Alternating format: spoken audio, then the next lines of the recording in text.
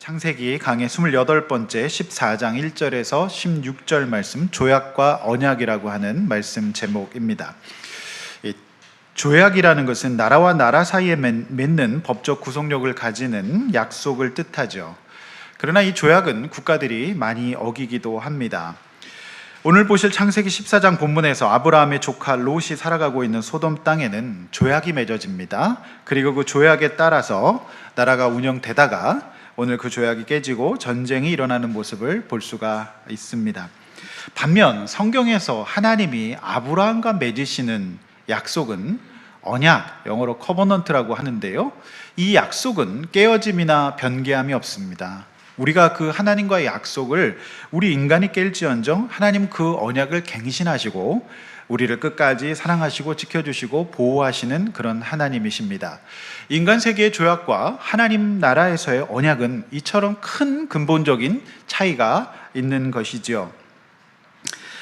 아브라함은 인간의 언약, 인간의 이 조약의 세상을 살아가고 있는 롯을 고작 318명의 용사들을 데리고 목숨을 건 부담을 안고 구출하러 나아갑니다. 그 당시 최강국인 그돌라오멜 5개국 연합군을 무찌르고 잃어버렸던 조카 롯을 찾아오는 인상적인 본문이 오늘 본문이 되겠습니다. 오늘 저는 조약과 언약이라는 제목으로 말씀을 준비했는데요, 1절에서 12절까지 인간적 조약의 세상에서 낭패를 보는 롯의 모습을 보실 거고요, 두 번째는 하나님의 이 은혜의 언약 안에서 승리하는 아브라함의 삶을 살펴보려고 합니다. 오늘 말씀 붙잡고 믿음으로 살아가는 아브라함의 삶이 주는 교훈을 받고 승리하시고 평안함을 경험하시는 저와 여러분 되시기를 주의 이름으로 축원합니다. 자, 이제 본론입니다. 첫 번째, 인간적 조약의 세상에서 낭패를 보는 롯이죠. 1절에서 12절 본문입니다. 주보의 말씀을 보시면서 설교를 따라오시기를 바랍니다.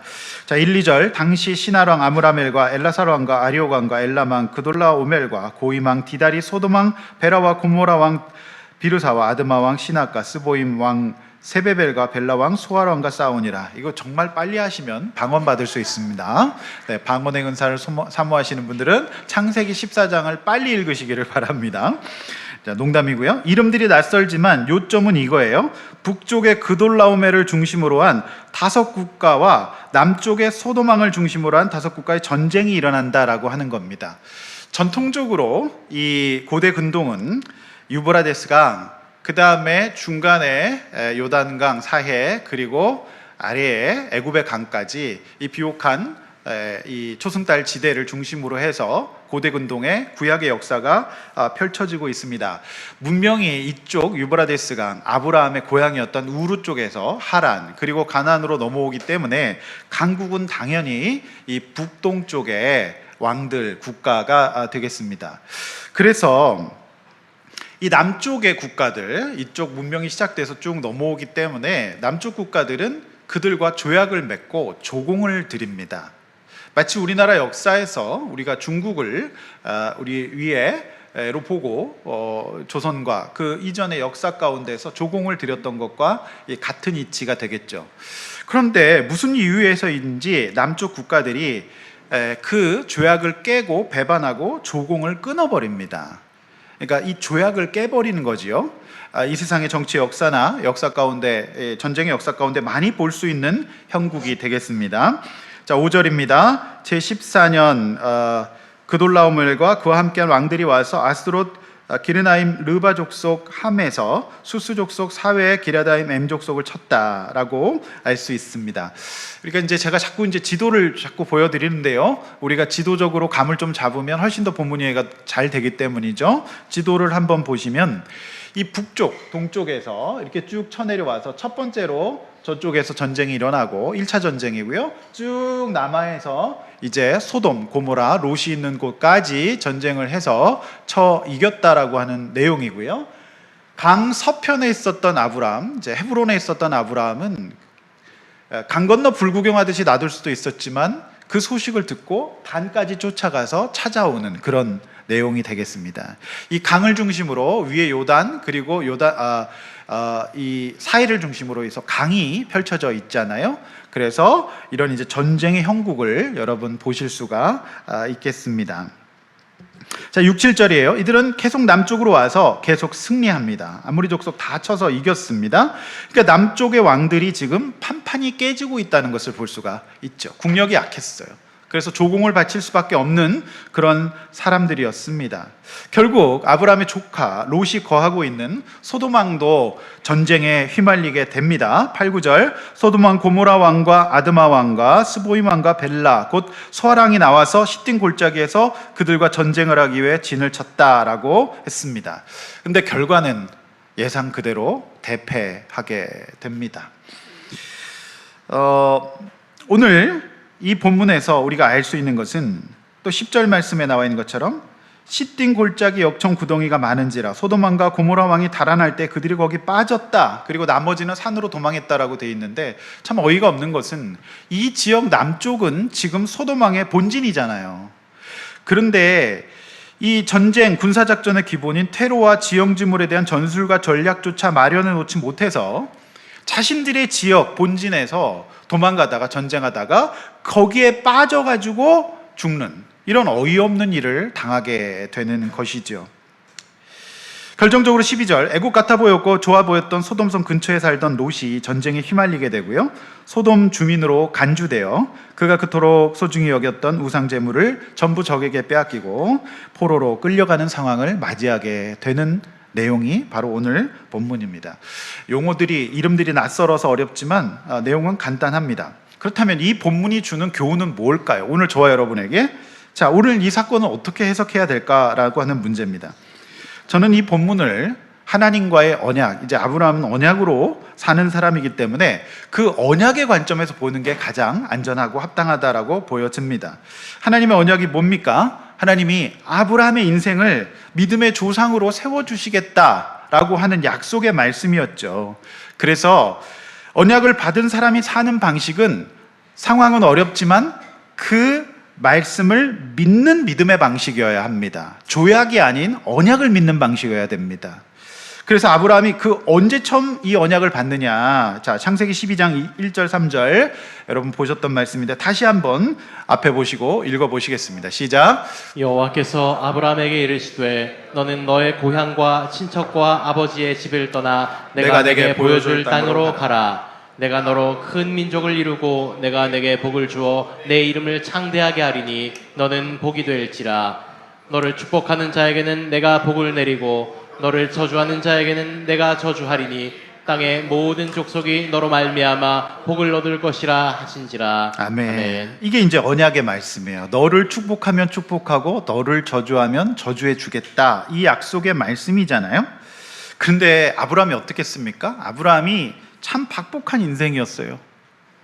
그는 자식이 없었고요. 또 형은 일찍 죽고 이러한 박복한 인생을 살았습니다. 그래서 이러한 마음이 상해 있는 아브라함에게 약속의 말씀 언약을 주셨어요. 그래서 그거 딱 믿고 믿음이 작동됩니다. 그래서 우르를 떠나 하란에 가고 하란에서 떠나서 오늘 가나안으로 옮기게 되죠. 그런데 그 약속을 받았지만 약속의 현실은 가뭄이었어요. 기근이었어요. 그래서 풍요로운 강해 도시에서 마음껏 마시고 씻었던 아브라함은 그 가뭄을 견디지 못하고 언약을 배반하고 바로 애굽으로 갑니다.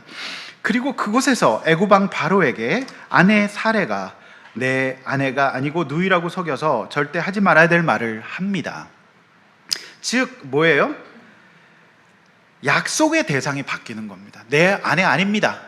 보증합니다. 이러면서 약속의 대상이 바뀌지 않습니까? 그러나 이렇게 이 하나님의 언약을 배반한 아브라함에게 하나님 어떻게 하십니까? 그 언약을 조약과 달리 파기하지 않고 갱신하세요. 그리고 그의 인생을 은혜로 구출해 주십니다. 그게 우리가 보았던 말씀이죠.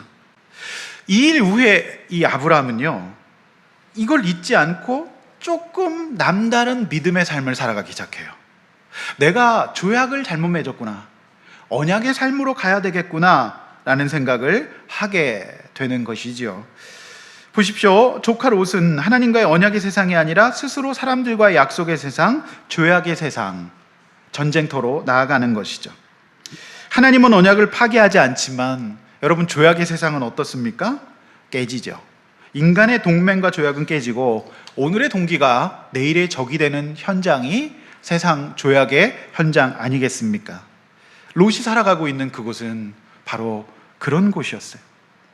하나님의 언약의 세상에는 은혜와 평화가 존재하지만 하나님 아닌 인간의 죄악의 세상에는 배반과 전쟁이 존재할 따름이라는 것이 오늘 본문이 주는 교훈이에요. 내가 누구와 언약, 약속을 맺어야 될 것인지 그걸 보여주는 겁니다. 오늘 본문 12절은 롯이 그런 소돔에 거주함으로 사로잡히고 잃게 된다고 기록하고 있지요. 결국 하나님이 빠진 롯의 선택은 언약을 잊어버리고 인간의 세상으로 나아간 사람이 어떻게 되는지를 보여주는 단적인 예다. 이 본문을 보는 이 관점이 약속의 관점에서 누구와 약속을 맺어야 될까를 보여준다라고 하는 것이죠. 인간의 언약의 상황에 있는 롯은 어떻게 대처할 수가 없었어요. 무기력한 모습으로 그저 당하는 모습을 보여주고 있습니다. 사랑하는 성도 여러분, 여러분은 누구와의 약속, 언약이 가장 위대하고 힘 있다고 생각하십니까? 그것은 우리 하나님과의 언약이에요. 아브라함은 조카 롯을 보내고 쓸쓸한 상황 가운데에서 언약 말씀 붙들고 안전과 평안을 경험합니다. 여러분, 그 언약 안에 들어올 수 있기를 바랍니다. 죄악 안에서 사는 것이 아니라 죄악을 넘어서는 놀라운 하나님의 언약을 붙들고 사시는 저와 여러분이 되시기를 주의 이름으로 축원합니다. 그 약속을 받는 시간이 바로 예배의 시간이고 저와 여러분에게 하나님은 그 약속을 배반하지 않는다, 갱신하신다, 이렇게 말씀하고 계시는 겁니다. 언약을 누가 맺을 건가? 그 언약의 대상에 따라서 어떤 일이 벌어지는가가 오늘 본문의 첫 번째 대지의 핵심이 되겠습니다. 자, 두 번째 갑니다. 은혜 언약의 세상에서 승리하는 아브라함을 볼 수가 있어요. 13, 16절이죠. 자, 13절 봅니다. 도망한 자가 와서 히브리 사람 아브라함에게 알리니 그때 아브라함이 아모리 족속 마므레 상수리 숲을 근처에 거주하였더라. 마므레는 에스골의 형제요 또 아넬의 형제라. 이들은 아브라함과 동맹한 사람이더라. 이렇게 밝히고 있습니다. 자, 마므레.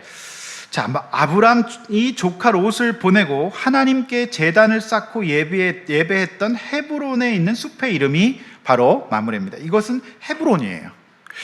자, 아브라함이 계속해서 헤브론의 마므레 숲에 잘 거하고 있다는 뜻은 그가 지금 하나님과의 관계를 잘 유지하고 있다는 뜻이에요. 그곳에서 내내 하나님과 예배하며 잘 살고 있습니다. 그는 허망하게 조카 롯을 떠나보내고 허전한 중에도 여전히 하나님의 언약의 말씀 붙들고 잘 살고 있었던 거예요. 근데 여러분, 이 마므레가 성경에서, 특별히 창세기 구약에서 굉장히 중요합니다. 창세기 18장 1절에서 14절 앞에 보시면서 함께 읽어보겠습니다. 읽어보실까요? 시작. 여호와께서 마므레 상수리 나무들이 있는 곳에서 아브라함에게 나타나시니라. 날이 뜨거울 때 그가 장막문에 앉아 있다가 여호와께 능하지 못한 일이 있겠느냐, 기한이 이를 때 내가 내게로 돌아오리니 사라에게 아들이 있으리라. 네, 그렇습니다. 이제 롯이 거했던 소돔, 전쟁터가 되어 모든 것을 잃었던 롯의 장소가 소돔이었다면 아브라함이 거했던 장소는 헤브론 상수리 숲이었어요. 이곳에서 언약을 받습니다. 다시 어떻게요? 너에게 아들이 있으리라. 그래서 이 장소는 하나님의 언약을 받는 장소요, 평생 그의 아픔이었던 상처였던 무자함이 해결받는 약속과 기적의 장소예요. 그래서 이 장소를 아브라함은 나중에 이제 이름이 아브라함에서 아브라함으로 바뀐 뒤에도 잊지 못합니다. 그래서 그의 아내 사레가 127세로 죽었을 때 햇사람 에브론에게 은 400을 주고 이 땅을 사서 가족묘지로 삼습니다. 이곳이 바로 성경에 자주 등장하는 그 유명한 막벨라가 되겠습니다. 그 역시 175세를 살고요, 마므레 막벨라 굴에 장사하게 됩니다. 아브라함은 그걸 잊고 싶지 않았어요. 우리가 사람이 죽을 때 나를 어디 묻어주세요라고 유언하지 않습니까? 굉장히 중요한 장소일 가능성이 많아요. 아브라함은 그의 정체성과 그의 삶의 마감 역시 이곳에서 하고 싶었어요. 더 나아가서 아브라함뿐만 아니라 야곱까지도 기근이 들어서 요셉이 총리로 있던 애굽에 살게 되지만 거기서 죽습니다. 그런데 놀랍게 이런 말을 유언으로 남깁니다. 여러분 창세기 49장 30절 31절 함께 읽어보실까요? 시작. 이 굴은 가나안 땅 마므레 앞 막벨라 밭에 있는 것이라. 아브라함이 햇사람 에브론에게서 밭과 함께 사서 그의 매장지를 삼았으므로 아브라함과 그의 아내 사라가 거기 장사되었고 이삭과 그의 아내 리브가도 거기 장사되었으며 나도 레아를 그곳에 장사하였노라. 네, 이삭과 리브가도 야곱까지 레아까지 그곳에 갑니다. 그러니까 이곳은 하나님의 언약이 주어졌던 믿음의 자리였고 그곳에 거함으로 자신들이 받았던 은혜를 대대로 잊고 싶지 않았던 거예요. 이곳이 바로 예배의 자리, 믿음의 자리예요.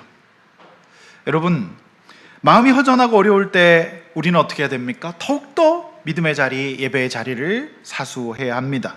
하나님께서 오늘 예배에 오신 여러분들을 약속과 믿음의 축복으로 언약의 세상으로 인도해 주시기를 소원합니다. 그래서 이곳이 굉장히 중요한 거예요. 자, 그런가 하면 오늘 본문은 하나님의 은혜 언약 안에 거하는 사람이 어떻게 살아야 되는지를 또 우리가 볼 수 있어요. 소중한 교훈인데요.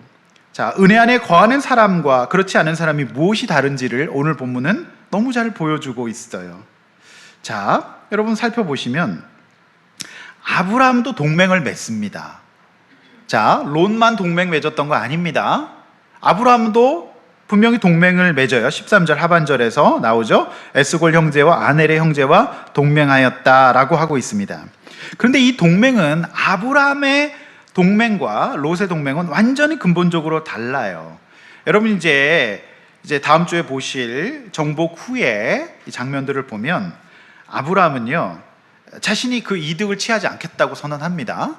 그런데 함께 동맹을 맺어서 전쟁에 나갔던 이 오늘 본문의 이 사람들에게는 인건비를 지불해요. 이 사람들은 몫을 받아갈 수 있도록 해줍니다.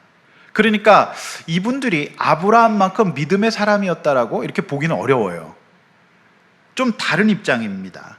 근데 동맹을 맺어서 함께 동역했거든요. 그런데 아브라함은 롯처럼 인간적인 언약이 아니라 먼저 하나님을 믿고 있었고 그들을 롯이 조약 믿듯이 그렇게 믿었던 것은 아니라는 것을 알 수가 있어요. 그러니까 이 동맹 가운데 아브라함은 우선순위가 하나님께 있었고 이들과의 관계의 균형을 잘 잡고 있는 것을 볼 수 있어요. 믿음으로 싸웠으니까 너희들은 아무런 대가 없이 그냥 돌아가라 이렇게 하지 않고 그들에게는 이익을 분배해 줍니다. 그러니까 대가를 지불하고 있는 모습이지요. 그러니까 아브라함이 그들을 믿지는 않았다라고 하는 것을 알 수가 있어요. 그러나 아브라함은 믿음으로 살지만 함께 싸워야 되기 때문에 현실적인 동역과 동맹을 어때요? 하고 있다는 것을 알 수 있어요. 자, 14절이에요. 아브라함이 그의 조카가 사로잡혔음을 듣고 집에 길리고 훈련된 자 318명을 거느리고 단까지 쫓아갔다라고 말하고 있습니다. 여러분 이게 참 놀라운 말씀이에요. 아브라함은요 지금 믿음으로 살고 있는데요 믿음으로 사니까 하나님이 다 하시겠지라고 하면서 아무것도 안 하는 거 아닙니다. 그는 지금 그의 집에서 318명을 전쟁을 대비해서 길리고 먹이고 훈련시키고 있는 거지요. 여러분 이게 참 놀라운 말씀이에요. 믿음으로 사는 것이 무엇인지를 보여줘. 동맹을 맺어요. 그러나 우선순위를 하나님께 둡니다. 그러면서 본인이 할 수 있는 것을 해요. 여러분 지난주에 우리는 아브라함이요 그 조카 롯을 우선권을 주고 보내는 장면 봤습니다. 여기까지 많은 사람들이 여기까지는 할 수 있어요. 성품이 좋으신 분들은. 그런데 한 걸음 더 나아가서 그렇게 롯을 구출하러 가는 것까지는 못하는 경우가 굉장히 많습니다. 잘 못하죠. 근데 왜 아브라함이 이렇게 했을까요? 여러분 왜 그렇게 했다고 생각합니까? 저는 이 본문을 읽고 또 읽고 묵상하면서 이런 생각을 했어요. 애굽에서 내가 롯과 같았거든요. 아브라함 입장에서. 나도 기근을 맞아서 언약의 대상을 바꿨거든요. 그래서 아브라함이 그곳에서 구출받았어요. 하나님의 은혜로. 그러니까 아브라함은 롯을 그 시선으로 바라볼 수 있었어요. 그래서 아브라함이 믿음의 조상이 될 수 있었던 것에는 그에게 베풀어 주셨던 은혜, 구원과 구출의 은혜를 잊지 않는, 그래서 나도 내 모습을 롯에게서 보고 나도 그렇게 해야 되겠다라고 하는 믿음의 내공이 쌓였기 때문에 할 수 있었던 일이라고 저는 생각합니다. 아브라함은 지금 하나님이 애굽에서 자신을 대해 주신 방식 그대로 롯을 대하고 있는 것이에요. 자신이 은혜 받은 만큼, 애굽에서 놀라운 구출을 받은 만큼 그는 이제 롯을 구출하러 갈 만한 믿음의 내공을 가지고 있었던 거예요. 이것이 바로 성숙한 믿음입니다. 성숙한 믿음이란 자신에게 베풀어 주셨던 은혜를 잊지 않고 이제 내 주변의 구원을 위해서 마음과 시간과 물질을 쏟는 사람이 믿음의 사람입니다.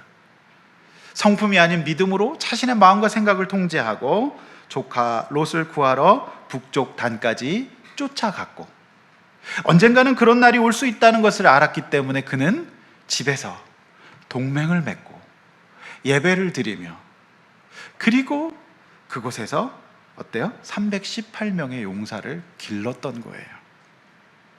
그의 믿음의 수준이 여기까지 온 거예요. 그래서 그는 점점 더, 여러분 앞으로도 이제 아브라함의 인생을 보실 텐데 아직도 멀긴 멀었습니다. 그런데 하나님이 그를 포기하지 않고 끝까지 추격하셔서 결국에는 믿음의 조상으로 만들으세요. 이런 과정 없이 믿음이 갑자기 생기는 게 아닙니다. 여러분, 저는 참 이 본문을 보면서 기가 막힌 게, 아브라함이 그냥 있지 않았어요. 믿음으로 살면서 예배드리고 그 숲속에서 더욱더 신앙을 강화하면서 가만히 손 놓고 있지 않았어요. 318명의 용사를 집에서 길리고 훈련했다는 거예요. 아브라함은 무슨 육사를 나온 것도 아니고 군사 전문가도 아닙니다. 그런데 그가 갖고 있는 것이 있었어요. 재물이 있었죠. 그걸 갖고 군사들을 훈련시켰어요. 분명히 그 집에서 먹이고 길렀다라고 말하고 있습니다. 그러니까 그의 믿음은 믿는다고 아무것도 하지 않는 인생이 아니었어요. 믿음이란 하나님이 하실 일을 준비하는 것까지 포함이 되어 있다라고 하는 것이죠. 우리가 하나님의 쓰임을 받겠다고 하면서 아무것도 안 하는 거 주의 뜻 아닙니다. 준비를 하지 않으면 그 믿음은 반쪽 믿음이죠. 그렇지 않겠습니까? 여러분, 저도 이제 노안이 와가지고 책 읽기 힘듭니다. 이 돋보기인데요. 이게 다초점인데 이거 쓰지 않으면 작은 글씨 잘 안 보여요. 근데 읽어야 돼요. 말씀을 준비하기 위해서. 여러분, 저는 이제 사람 살리겠다고 고백하면서 예수 믿고 가는데 제가 할 수 있는 준비를 최선을 다해서 했어요. 그 준비 안 하면 안 되는 거죠.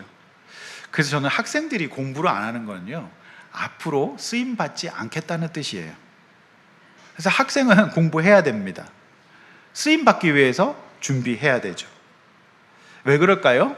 아브라함의 믿음에는 이것까지 포함되어 있었어요. 여러분, 아브라함이 저 강대국 연합군을 어떻게 이깁니까? 이게 5개국 그돌라오멜은요, 조공 안 바치면 바로 쓸어버리는 강력한 군사 국가예요. 고대군동의 최강자란 말이에요. 그런데 어떻게 이 최강국을 318명이 이겨요? 근데 이제 제가 여러 가지 해석을 참고하지 않습니까? 어떤 해석자들은 어떻게 해석한다고 봤더니, 어떤 분은 이 아브라함이 318명이 3.18 특전단이라고, 그래서 애들 거의 람보 수준이기 때문에 다 죽일 수 있다, 막 이렇게 막 굉장한 힘이 있었다. 근데 제가 볼 때는 조금 오버해요. 여러분, 아브라함은요, 사실 전략과 이 군비로는 이길 수가 없어. 어떻게 그들을 이깁니까? 남쪽 다 졌는데. 겨우 318명은 총든 사람 앞에 이쑤시개 들고 있는 거나 똑같고 계란이나 바위치기일 수 있어요. 그러나 중요한 거는 아브라함이 비록 318명에 불과했지만 믿음으로 본인이 할 수 있는 최선을 다한 거예요. 자기가 기를 수 있는 최선의 숫자였고요, 준비할 수 있는 최선의 방법이었다고 보여집니다. 이게 믿음이에요. 현실적으로는 게임이 안 돼요. 이길 수 없어요. 그렇지만 아브라함은 언약을 믿는 사람이었기 때문에 동맹을 맺고, 그리고 어떻게 해요? 함께 사람들을 길러요. 5,000명이 먹을 것이 없었습니다, 예수님 계실 때. 그런데 가지고 있는 것이라고 하면 오병이요, 애들 먹는 간식거리밖에 없었어요. 그런데 그걸 내어놓습니다. 그럴 때 하나님, 예수님이 그것을 축복하셔서 먹고도 남게 되는 겁니다. 이게 믿음이에요. 여러분, 우리는 할 수 있는 것이 많이 없어요. 세상의 흐름과 고난과 죄 현장과 급변하는 세상 속에서 우리가 할 수 있는 것이 없죠. 그런데 중요한 것은 언약을 믿고 믿음을 가지고 내가 할 수 있는 것을 하면 되는 거예요. 그게 믿음이라고 하는 것이죠. 왜냐하면 게임은 안 됩니다. 여러분, 318명 3.18 공수 특전단 UDT 아니에요. 그냥 집에서 기른 사람들이란 말이에요. 그렇지만 아브라함이 그들을 준비해서 나아갈 때 하나님께서 언약을 작동시키세요. 뭐예요? 너를 축복하는 자를 축복하고 너를 저주하는 자를 저주하겠다라고 말씀하셨기 때문이에요. 할렐루야. 그러나 아브라함은 318명만을 믿지는 않았겠죠. 누굴 믿었어요? 하나님 믿고 나가는 거예요. 그게 믿음에 포함된 겁니다. 우리나라 신앙의 조금 문제는 주께서 다 하시니까 나는 가만히 있으면 된다라고 하는 생각을 가질 수가 있거든요. 그렇지 않다라고 하는 거예요. 더 나아가서 15절, 그와 가신들이 나누어 밤에 그들을 쳐부수고 다메섹 왼편 호바까지 쫓아갔다, 이렇게 말하고 있습니다. 16절, 빼앗겼던 모든 재물과 자기 조카 롯과 그의 재물과 그 부녀와 친척을 다 찾아옵니다. 할렐루야. 여러분들 15절 잘 보십시오. 작전의 시간이 언제입니까? 언제 기습했습니까? 밤이에요. 여기에 우리가 묵상할 게 참 많습니다. 아브라함이 믿음으로 간다고 지금 싸우는데 대낮에 다 깨어 있는데 318명 됐고 가자 이러면 어떻게 되겠습니까? 다 죽죠? 다 죽어요. 아브라함은 믿음으로 가지만 작전을 짜고 기습이라고 하는 방법, 지혜를 활용하고 있다라고 하는 거예요. 이게 믿음이에요. 이게 믿음입니다. 여러분, 아브라함은 수적인 열쇠를 인정하고 있는 겁니다. 내가 할 수 있는 것이 이게 인간적으로는 어렵다. 그렇지만 하나님 우리와 함께 하기 때문에 내가 할 수 있는 지혜를 발휘하는 거예요. 믿음 안에서, 말씀 안에서.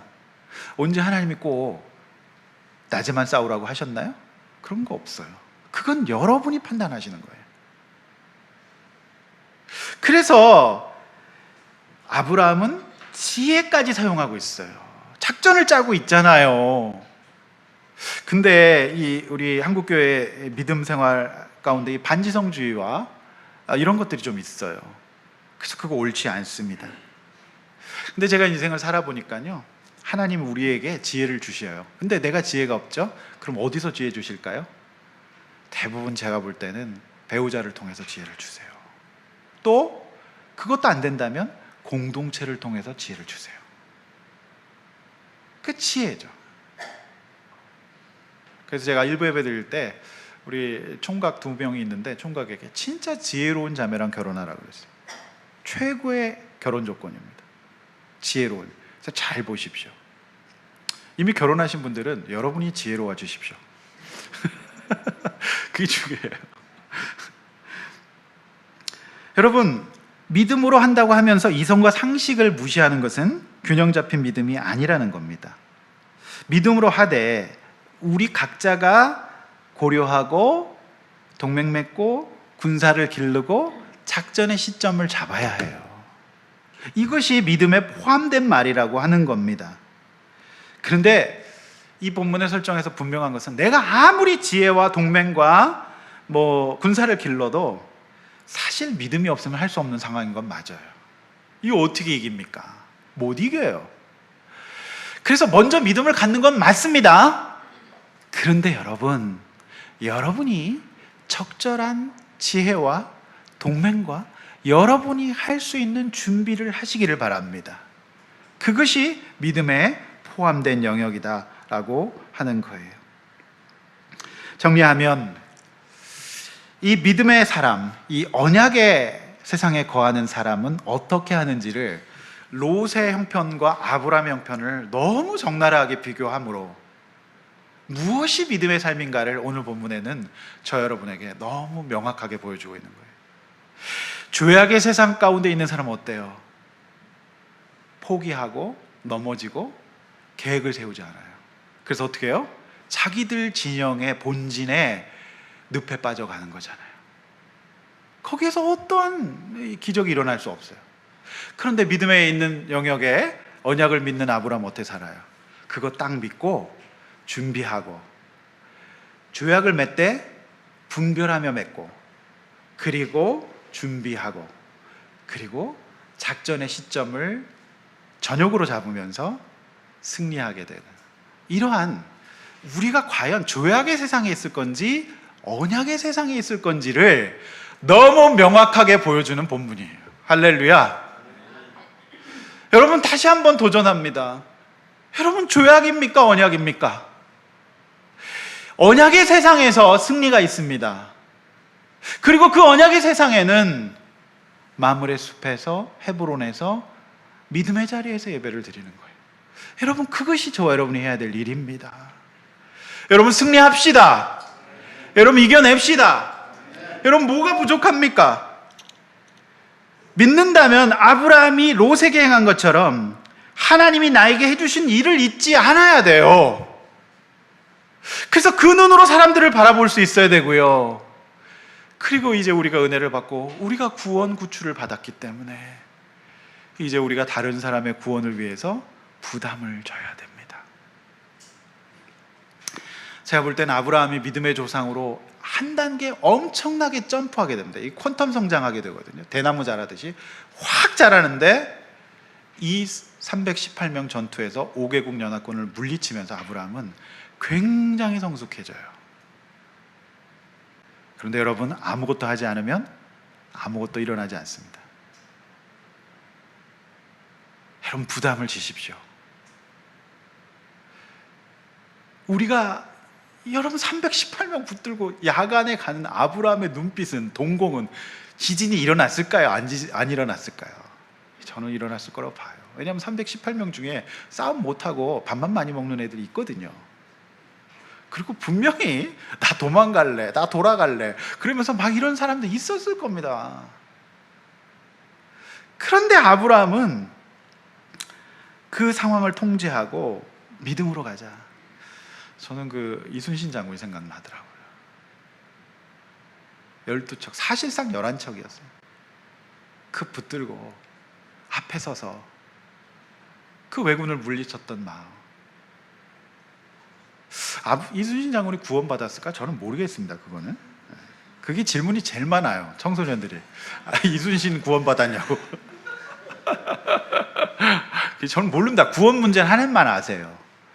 근데 역사적 인물도 있었잖아요. 너무 많아요. 여러분 돌아온 날들을 생각해 보십시오. 진짜 어떻게 할 수 없었지만 우리는 일단 믿고요. 가만히 있는 게 아니라 내가 해야 될 지혜를 동원하고 믿음 안에서 준비하고 가서 부담을 지는 겁니다. 그럼 어떻게 됩니까? 여러분 그 승리를 경험한 아브라함은요. 점점 더 믿음의 조상으로 가까이 가고 있는 거예요. 사랑하는 성도 여러분, 마음이 어렵고 힘들 때 믿음으로 작전에 나섭시다. 그때 점점 더 그 약속, 그 승리의 경험이 쌓여서 우리 마음속에 어떤 환경에서도 흔들리지 않을 수 있는 믿음의 내공을 갖게 되는 것이죠. 기가 막히지 않았겠습니까? 근데 우리는 연약해요. 그래서 아브라함이요, 또 15, 16절에서 또 뻘짓을 합니다. 그렇지만 하나님은 그를 포기하지 않아요. 그래서 참 이 본문이 인간적이고 이 문학적인 페이소스가 있는 게, 이러한 사람들을 하나님이 끝까지 포기하고 인도하신다는 약속의 말씀. 그래서 우리 기독교는 참 놀라운 거예요. 할렐루야. 여러분 안심하십시오. 우리 주님이 절대 그 언약을 포기하지 않습니다. 저는 목회하면서 우리 성도님들을 보면서 기도하면서 그렇게 생각합니다. 하나님께서 우리 성도들을 붙잡아 주시고 품어 주십시오. 승리하게 해 주십시오. 그래서 이 말씀 깨닫고 지혜를 얻고 내가 해야 될 것들을 준비하는 균형 잡힌 믿음을 갖게 해 주십시오. 그렇게 기도하며 나아갑니다. 사랑하는 성도 여러분, 우리가 해야 될 최선의 동역과 준비, 지혜와 전술과 전략을 잘 사용하십시오. 이걸 누가 할 수 있습니까? 언약 아래에 있는 사람이 할 수 있어요. 조약 아래에 있는 사람은 이게 딱 얼어붙어 버립니다. 이게 올스톱 되면서 바로 낙심과 우울로 들어가죠. 이게 작동될 수가 없어요. 여러분 뭘 보고 계십니까? 지난주 말씀처럼 우리가 바라보는 게 뭔지에 따라서 최선의 스마트한 삶을 살 수 있는가 하면 마치 먹통이 되어버린 스마트폰처럼 멈춰서 버리는 조약의 세상, 패배의 세상으로 들어갈 수가 있어요. 여러분 지금 어떻습니까? 정상 작동하고 있습니까? 여러분, 이것이 작동되는 인생 멋지잖아요. 최선을 다해서 사는 거예요. 그게 정말 이 보리떡 이거 진짜 아무것도 꽁꽁 싸놨던 거 이거 그래도 준비해가지고 주님 앞에 내놓는 거죠. 그래서 저는 교회를 생각하면서 그런 생각합니다. 하나님, 주님 앞에 제가 할 수 있는 최선의 믿음으로 말씀을 준비하고 제가 또 준비하고 읽겠습니다. 여러분 이 설교가 그냥 나오는 게 아닙니다. 앉아야 돼요. 읽어야 돼요. 근데 우리 역사 가운데 그런 사람들이 너무 많아요.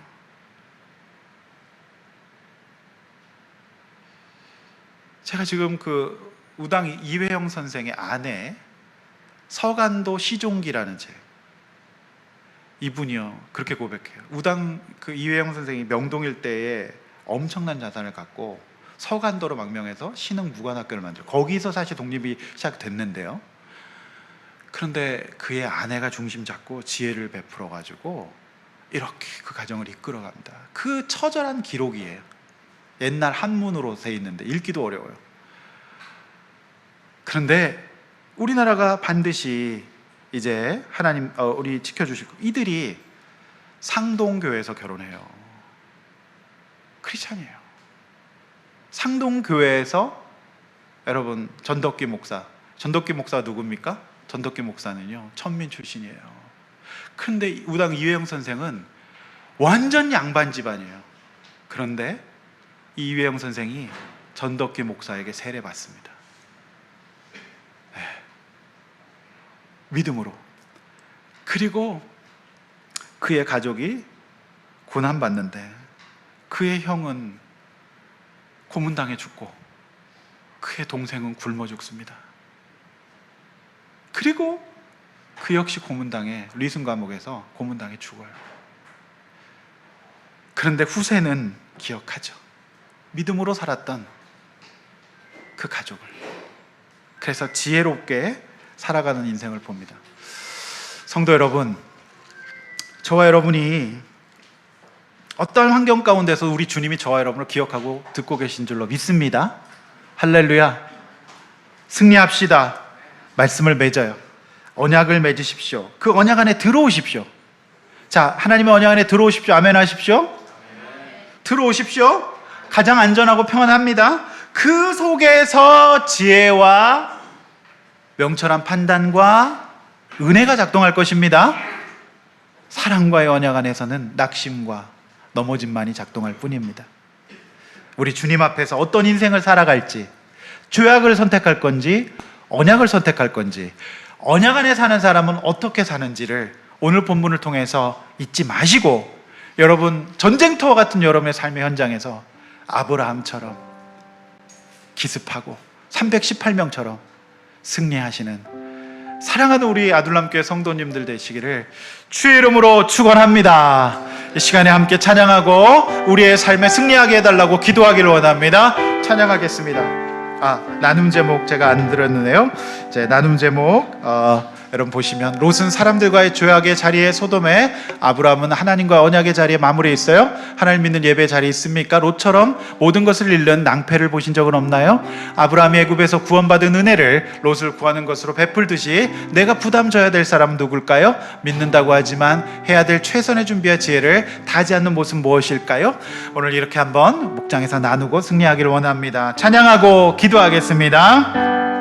세상의 유혹 시험이 내게 몰려올 때에, 세상의 유혹 시험이 내게 몰려올 때에, 나의 힘으론 그것들 모두 이길 수 없네. 거대한 폭풍 가운데 위축된 나의 영혼, 어찌할 바를 몰라, 어찌할 바를 몰라.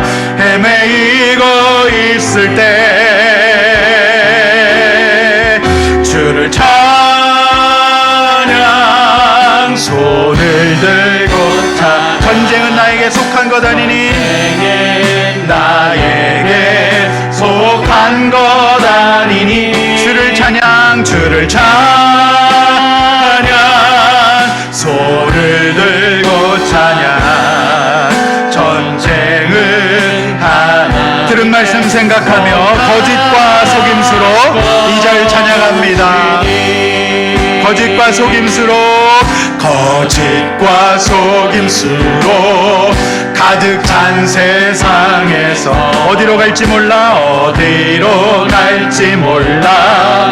머뭇거리고 있네. 공중의 권세 잡은 자, 중의 권세 잡은 자, 지금도 우리들을 실패와 절망으로 넘어뜨리려 하네. 우리 다 함께 손을 들고 찬양합니다. 주를 찬양, 손을 들고 찬양. 전쟁은 나에게 속한 것 아니니. 주를 찬양, 주를 찬양, 손을 들고 찬양. 전쟁은 하나님께 속한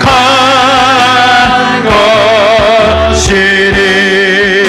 아멘. 이 시간에 함께 말씀 붙들고 기도하겠습니다. 하나님, 내가 이제 성도가 되어 아버지 하나님 언약의 세상으로 들어가기를 원합니다. 그래서 하나님 아버지, 그 자리, 그 마물의 숲 예배의 자리에서, 믿음의 자리에서 이제 내가 하나님 앞에서 전쟁과 같은 나의 삶, 아버지 승리하게 해달라고, 지혜롭고 명철하고 아버지 하나님 주님 앞에 승리하는 인생 살게 해달라고 주여 한번 외쳐 기도하겠습니다. 주여.